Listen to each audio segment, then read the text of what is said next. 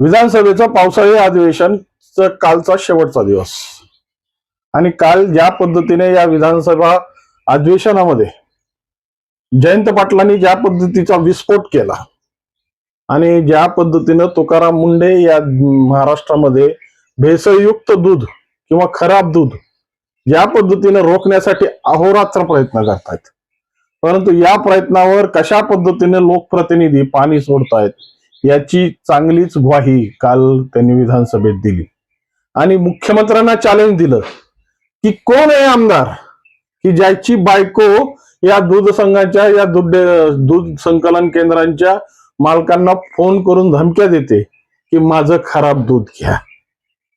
अशा कोणत्या आमदाराची भूमिका त्या बीड जिल्ह्याच्या सोबत जोडली गेलेली आहे आणि बीड जिल्ह्यातला कोणता आमदार आहे की ज्याच्या बायकोनं अशा धमक्या देऊन आपल्या भागातला खराब दूध म्हणजे आता त्याला काय समजावं, भेसळयुक्त का न वापरण्यासारखं अशा दुधाला घेण्यासाठी या पुण्यातल्या ज्या दूध संघ आहेत, पुण्यातले जे काही मोठे डेअरीवाले आहेत त्यांना कंपल्शन केलं. असा गौप्यस्फोट काल विधानसभेत केला आणि खऱ्या अर्थानं खळबळ उडाली. आता खऱ्या अर्थानं शासनाला हे सगळ्यात मोठं कोड आहे की हे आमदार कोण आणि जाता जाता अजून एक पुंगी सोडून गेले. त्याचा आवाज खूप मोठा आहे, ज्याला नेहमी सवय आहे आपलं गाजावाजा करण्याची, अशा आमदाराची बायको.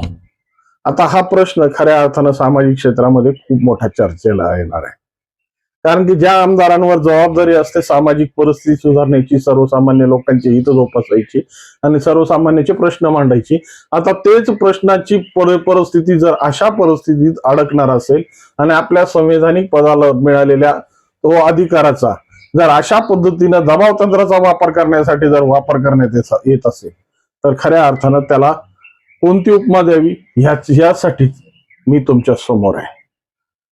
नमस्कार मित्रांनो, मी राजेश दुबे, मंथन मध्ये आपलं स्वागत आहे. हे पावसाळी अधिवेशन चांगलंच गाजलं. अनेक कंगोऱ्यांनी या पावसाळी अधिवेशनात अनेक प्रश्न असे ऐरणीवर आलेत. विशेष करून हे अधिवेशन अन्न सुरक्षा विभागाकडे 30% झुकलेलं होतं, कारण की प्रत्येक क्षेत्रामध्ये ज्या पद्धतीनं तुकाराम मुंडे कारवाई करतायत आणि कारवाई ज्या पद्धतीने होते त्या पद्धतीने अपेक्षाही वाढल्या. प्रशांत बंबांनी एक भूमिका मांडली. असे अनेक आमदार आहेत की त्यांनी आपल्या भूमिका मांडून नवीन प्रस्ताव, नवीन प्रयोग या अन्न व औषधांसाठी उघडे केलेत. पण त्यापेक्षा मोठं आव्हान काल जयंत पाटलांनी काल विधानसभेत दिलं. या विधानसभेत बोलत असताना ज्या पद्धतीने जयंत पाटील म्हणाले की ज्या पद्धतीने तुकाराम मुंडे हे अहोरात्र प्रयत्न करतायत, तुकाराम मुंडे हे दूध भेसळीसाठी एक वेगळ्या पद्धतीची मोहीम चालवत आहेत आणि खऱ्या अर्थानं याचं कौतुक केलं पाहिजे की आजपर्यंत ज्या पद्धतीच्या भूमिका या अन्न व औषध प्रशासन मंडळाला करता आलेल्या नाहीत, या विभागाकडून आजपर्यंत अशा काही घटनाही पटलावर आल्या नाहीत आणि आजपर्यंत सर्वसामान्य माणसाला अन्न व औषध प्रशासन विभाग काय असतो हे देखील माहीत नव्हतं. आणि वास्तविक परिस्थिती जो सर्वसामान्य माणूस आहे, ज्या माणसाची या प्रशासन विभागाची काहीही घेणं देणं नाही, आजपर्यंत अन्न औषध प्रशासन मंडळ फक्त या मेडिकलचे लायसन्स उपलब्ध करून देणं, काही प्रमाणात या गाव म्हणजे या भेसळीची काही प्रकार समोर येत असतील त्याला नियंत्रित करणं आणि ज्या पद्धतीनं सामाजिक परिस्थितीमध्ये या विभागाचं फारसं असं महत्व आजपर्यंत नव्हतं. त्यामुळे या विभागाकडे बघण्याच्याही दृष्टिकोन लोकांचे नव्हते. पण खऱ्या अर्थानं जेव्हा तुकाराम मुंडे या अन्न व औषध प्रशासनाच्या आयुक्तपदी विराजमान झाले आणि तेव्हापासून खऱ्या अर्थानं हे अन्न व औषध प्रशासन खऱ्या अर्थानं जनतेत एक वेगळ्या पद्धतीची आपली वलय निर्माण केलं.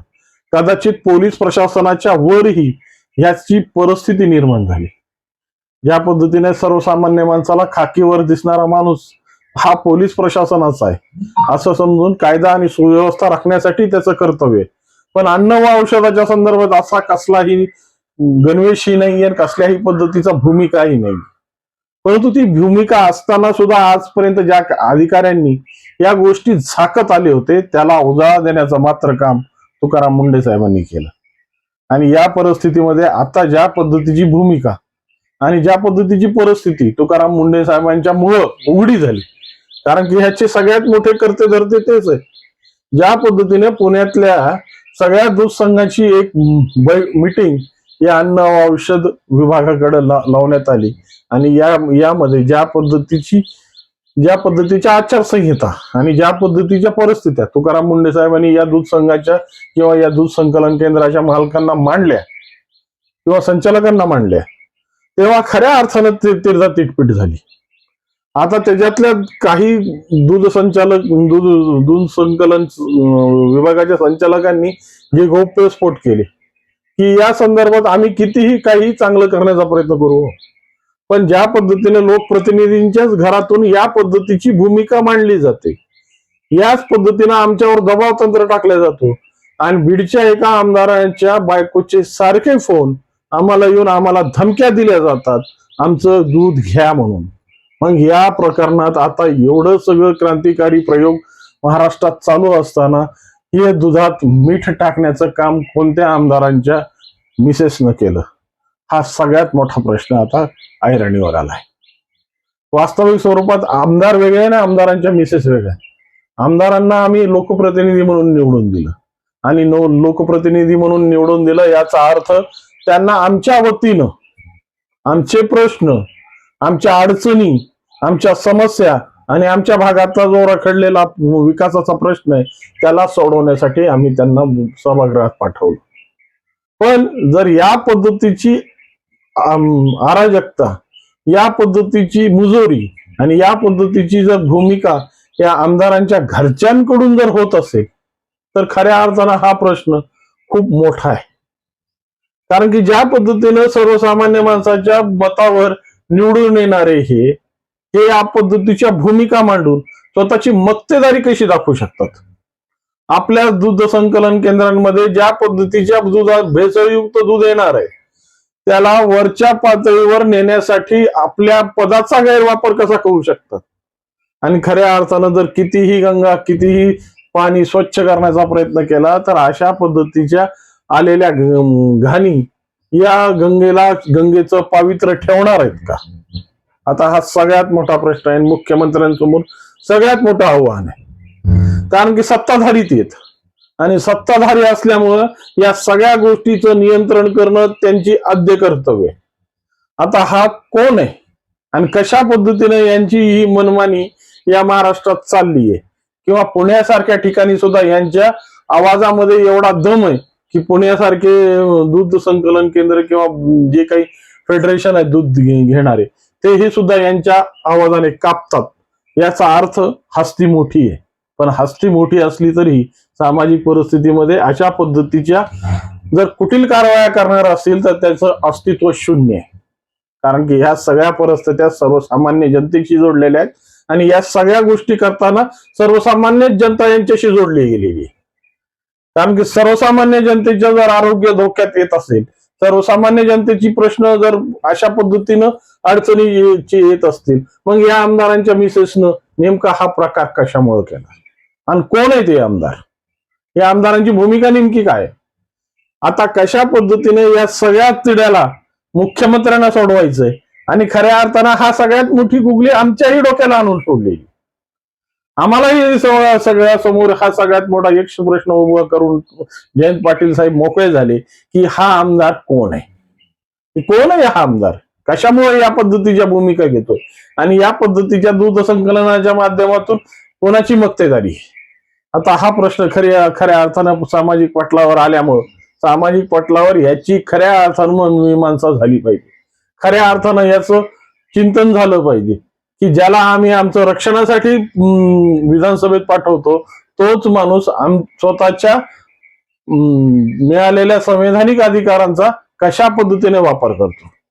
आज जरी सगळं जरी शिजत असेल, तुकाराम मुंढे साहेब अहोरात्र प्रयत्न करून मंचर सारखे प्रयोग, हे मंचर सारखे भेसळयुक्तची संघटित गुन्हेगारी जरी आटोक्यात आणण्याचा प्रयत्न करत असतील तरीही सामाजिक परिस्थितीमध्ये जर अशा पद्धतीच्या भूमिका मांडून सर्वसामान्य माणसाला ऐरणीवर धरण्याचं काम या आमदारांकडून होत असेल तर खऱ्या अर्थानं ही नैतिक अधःपतन आहे, किंवा यालाच म्हणता येईल की अति पैशाचा हव्यास. आणि या हव्यासामुळे सामाजिक परिस्थिती कशा पद्धतीने धोकळून निघाली आणि या आमदारांकडच्या घरच्यांकडून जर अशा पद्धतीच्या भूमिका मांडून सर्वसामान्य माणसाचं जीवन जर खऱ्या अर्थानं धोक्यात घालण्याचा प्रयत्न होत असेल तर त्याला कशा पद्धतीचं शासन झालं पाहिजे आणि या आमदाराची परिस्थिती कशा पद्धतीनं विधानसभेत किंवा जनतेच्या समोर उघडी केली पाहिजे याचाच प्रश्न आता जयंत पाटलांनी चांगल्याच पद्धतीने मांडलाय. नेमकं बघूया या गुगलीमध्ये कोणाची विकेट पडते आणि कोण या परिस्थितीमध्ये अडकतं. पण प्रश्न खूप मोठा आहे की आज जनप्रतिनिधींकडूनच खऱ्या अर्थानं तुकाराम मुंढेंच्या कामाला खऱ्या पद्धतीनं खीळ बसते. ही खीळ वास्तविक स्वरूपात केवळ भेसळीची नाहीये तर आपल्या संवैधानिक अधिकारांचा दुरुपयोग सुद्धा खूप मोठ्या प्रमाणात. त्यामुळे या पटलावर आलेल्या या प्रश्नाला कशा पद्धतीने मुख्यमंत्री हाताळतायत आणि कशा पद्धतीने सर्वसामान्य जनतेलाही या प्रकाराला सामोरे जायचंय हे असे दोन प्रश्न जयंत पाटील साहेबांनी मांडून आपली गुगली मोकळी केली. पण आज खऱ्या अर्थानं कचाट्यात अडकली ती जनता काय भूमिका घेईल, जनताला या प्रश्नाचं कोड कसं सुटेल याबद्दल तुम्हाला काही वाटत असेल, याबद्दल तुमच्याकडे काही कल्पना असेल किंवा या प्रश्नाचं उत्तर तुम्हाला सापडलं असेल तर 100% कॉमेंटच्या माध्यमातून कळवा. आणि व्हिडिओ आवडला असेल तर लाईक, शेअर आणि सबस्क्राईब करायला विसरू नका. नमस्कार.